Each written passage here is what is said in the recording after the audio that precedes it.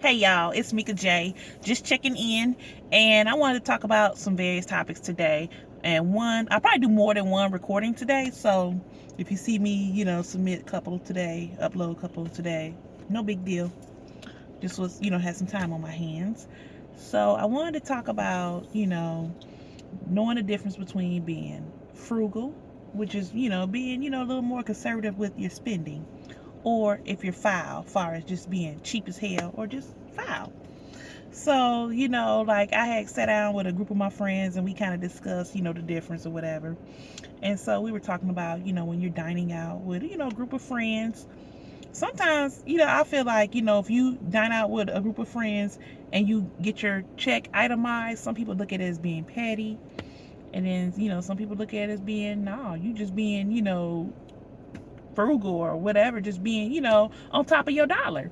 And some people do take advantage of that. You dine out with a group of friends, and you might have somebody that might order a $45 entree, and then the next person might order appetizers, and that might be $15. And then when the bill is, brought out, then the person that got the appetizer, they're chipping in, $25 when they should have just, or even just more money when they had the bare minimum. And then the person that had the $45 entree, it's like they're getting a break because everyone else is pitching in. So I had a debate on if that was being foul, or if that was just being frugal, if you want your check itemized. And me personally, I think I would rather, it depends, like far as getting your check itemized, because you might have somebody that might take advantage of that. Because if you don't want to pay $45 for an entree, you shouldn't be eating a $45 entree. And so usually when I go out with my group of friends,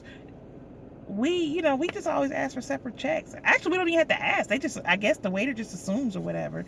And so for the most part, I don't really recall saying, um asking for a separate check. I mean, I don't know. I just don't remember, but I don't remember. I know one thing. I never like looked at a bill. I'm like, well, I had this, I had that, she had this, she had that. I've never done that. So, but, my opinion, I think it's necessary. So I guess you want to call it frugal. I don't think it's foul because you want your check itemized. But because times hard. Shoot, I'm not gonna be chipping in on a $45 entree and I didn't even get a bite of it. No. And then we were talking about people returning clothing after wearing it out on the night of the town. So basically, wearing something to the club and return it the next day. Basically, when you bought the outfit, you knew you didn't have the money to wear it. I mean, you didn't have the money to, really be spending. And then so you wear it, get it all funky and stanked up, and then bring it back. Well, I used to work at a department. I used to work at Macy's, and I used to see that happen all the time.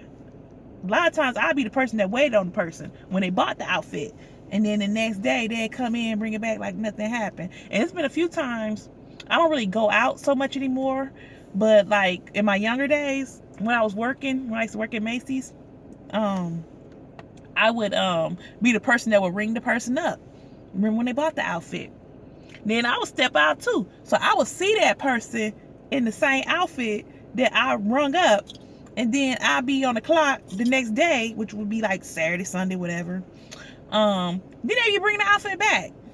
So I've seen that. And so some people say that's being frugal. Most people say that's foul. I agree, that's foul. If you knew you didn't have the money to really be spending on an outfit, you shouldn't have bought that outfit. You should have made use of what you already had in your closet.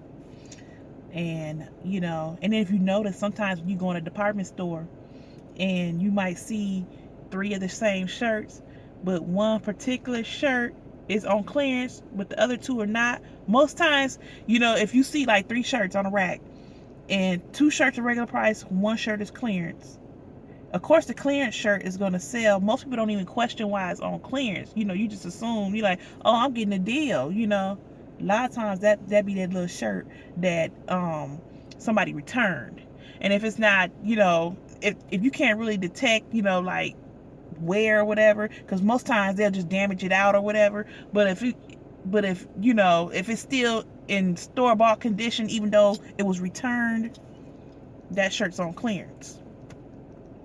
So just keep that in mind too when you see one thing that's clearance and the other two are not. But like if you were to buy more than one, they're gonna give you that clearance price for all three. I would just get the other size, if they got it in your size. Don't get the one with the clearance unless that's the only one left, if you really like it, because most likely it was returned, and it could have been, just imagine, it probably hit the club scene, and and the person just happened to not sweat.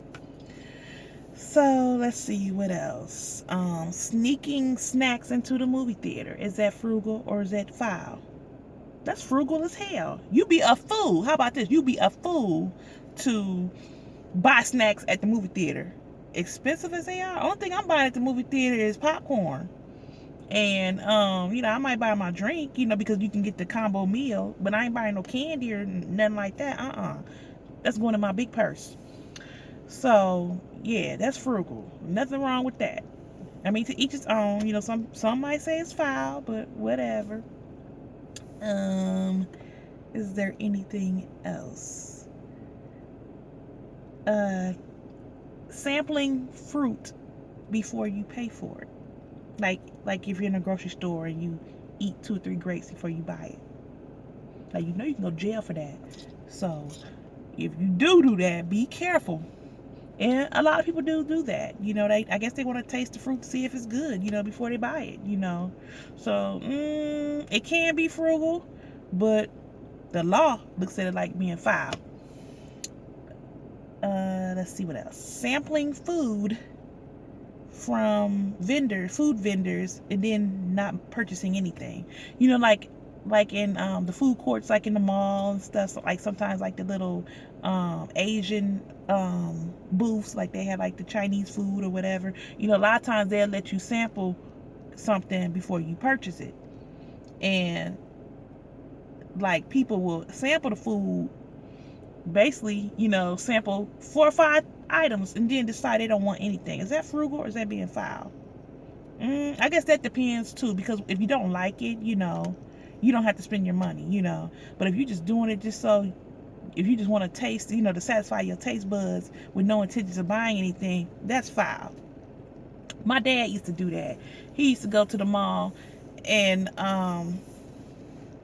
he would sample like different foods from the different vendors and things, and he'll sample about 5, 6 items. One time I was with him, and so they're like, you like this? He's like, no, I don't like that. Let me try some of this. Let me try some of that.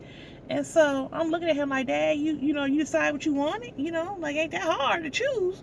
And then so I think the last thing that he sampled, after he sampled it, the people, they were like, okay, so you ready to order? And my dad gonna say, I'm full now, after he done sampled all the food and stuff. Now that was foul. But so we're just, friends and I were just having a debate on if you're being frugal or if you're being foul. So if you have any other